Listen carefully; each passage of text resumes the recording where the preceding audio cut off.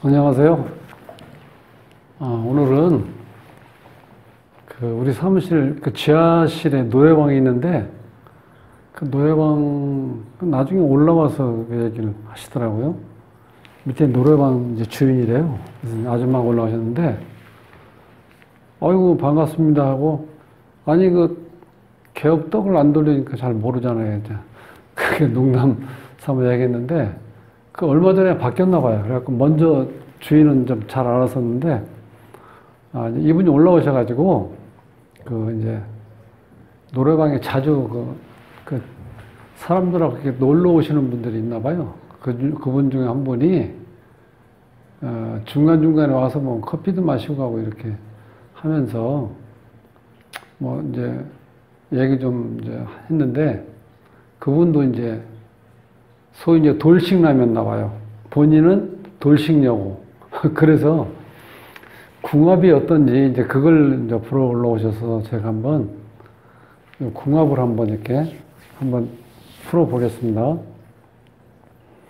자, 이제 그 남자 돌싱남은 이제 올해 50세고, 경술생이야.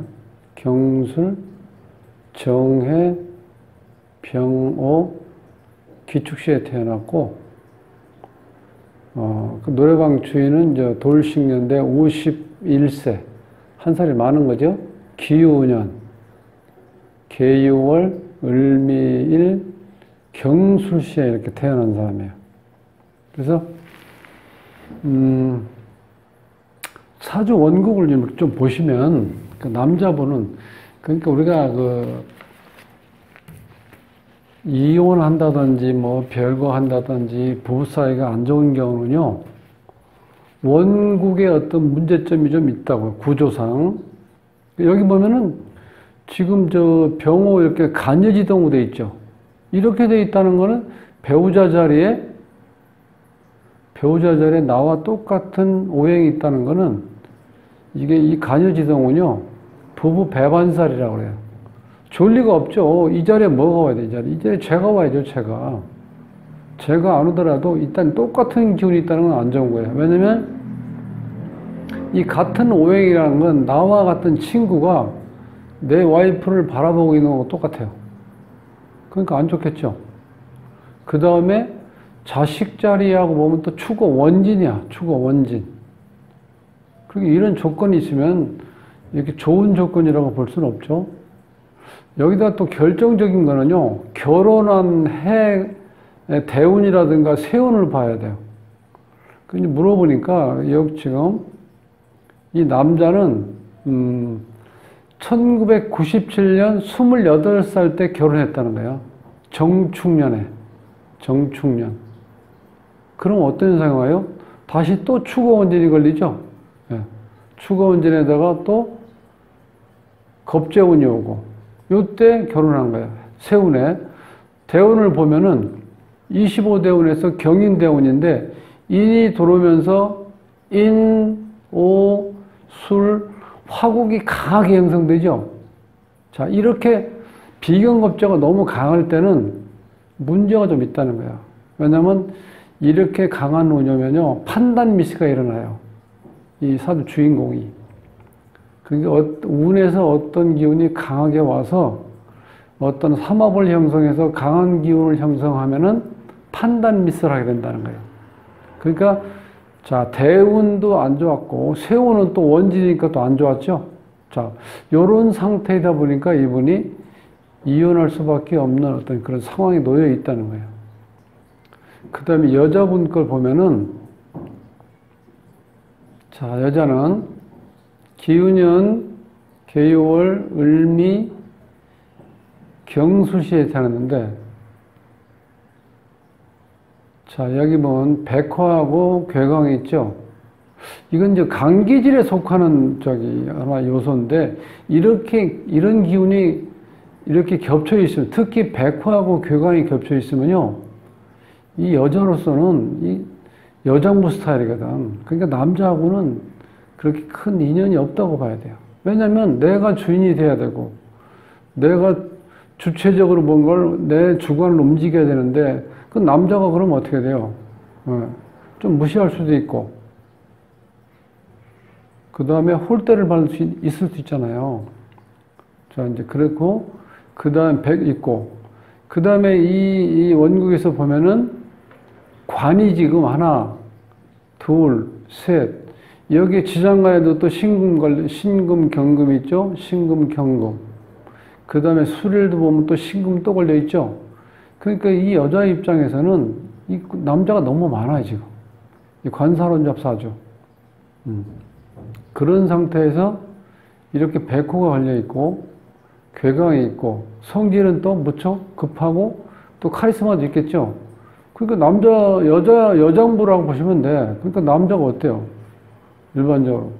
기가 죽어 있는 상태죠? 그러기 또 특히 또 여기에 보면 이 관이 이렇게 나란히 있는 경우. 이렇게 있는 경우는 남자가 이렇게 서 있다는 거예요. 그 100% 바뀔 가능성이 있죠. 원국 자체가. 그래서 이 아주머니가 이제 결혼한 해가 27대운인데 이때가 병자대운에 1996년 26살 때 병자 세운에 결혼했다는 거예요. 자, 병자가 들어와서 어떻게 돼요? 여기 오면은 잠이 원진이죠. 그 다음에 결혼한 해도 또 잠이 원진이야. 이 부부 사이에 특히 이성 간에 이 원진이 걸리면요. 이게 신경이 예민한 거하고 또 돌발 사건이 일어날 수도 있고 과대망상. 하여튼 뭔가 이 원진이 걸리면은요. 정확한 판단하기는 어렵다고 보시면 돼.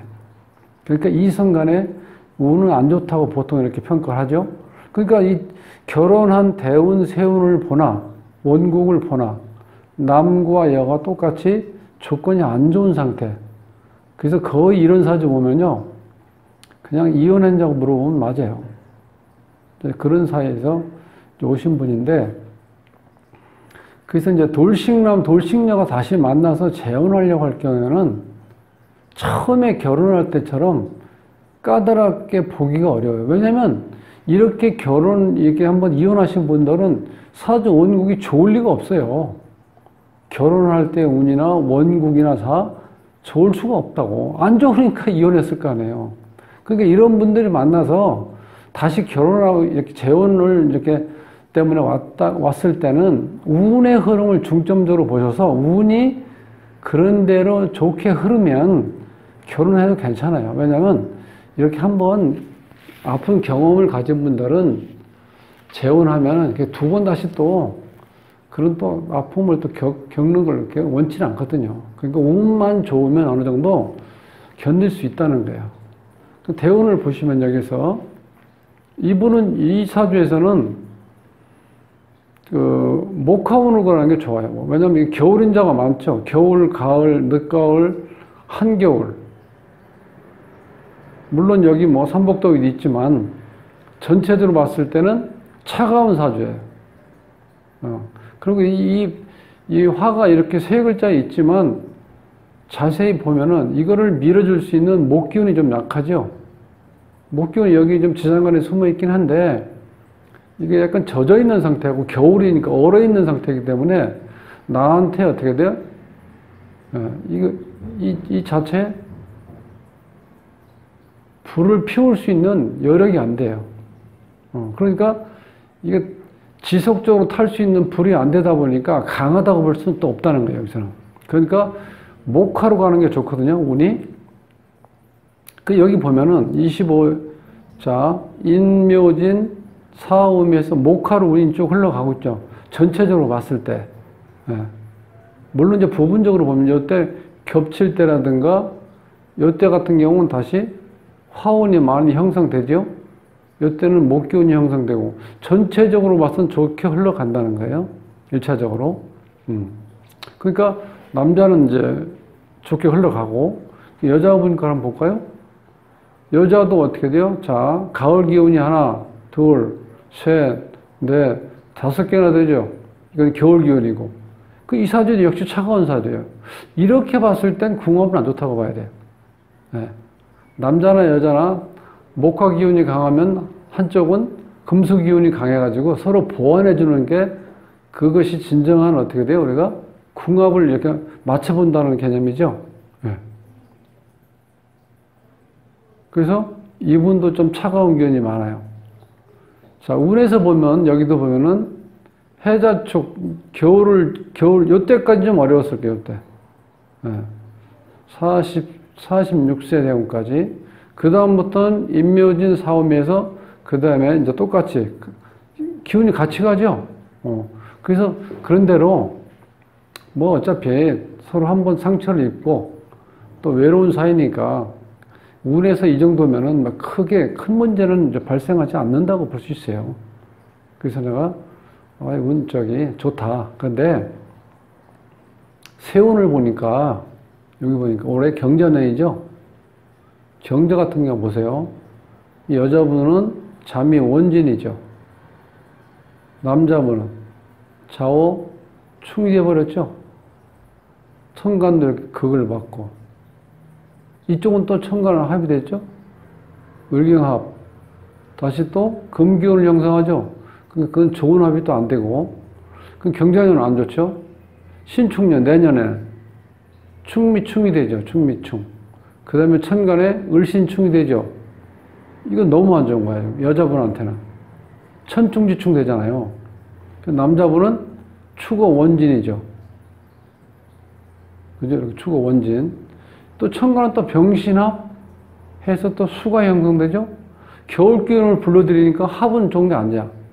그래서 내년까지는 안 좋으니까 일단 내년 벗어나면은 아무 때도 좋다.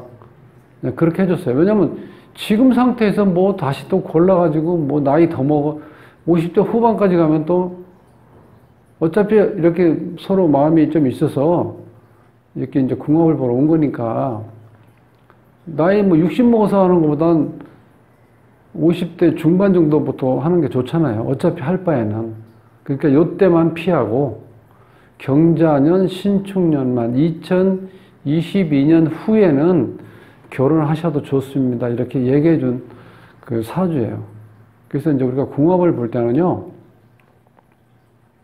그러니까 처음에 처녀총각이 결혼할 때 그때는 자세히 한번 뜯어 봐야 돼. 요 자체를. 처녀총각이 왔다고 했을 때 이걸 결혼하라고 권할 수는 없는 상황이죠. 지금 자체가. 그렇죠. 이 사주에는 목이 없는데 이 목이 있어도 이 기운이 굉장히 약하게 돼 있죠.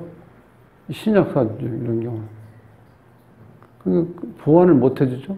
물론 뭐 화가 있으니까 여기에는 화가 없으니까 보충해 줄 수도 있죠. 보완해 줄 수 있는데 전체적인 큰 기운으로 봐서는 다 두 사주가 대체적으로 금수 기운이 강한 쪽으로 흘러가는 거죠. 즉 겨울 기운을 많이 흘러가기 때문에 가능하면은 큰 틀에서는 궁합도 안 맞는다고 봐야죠.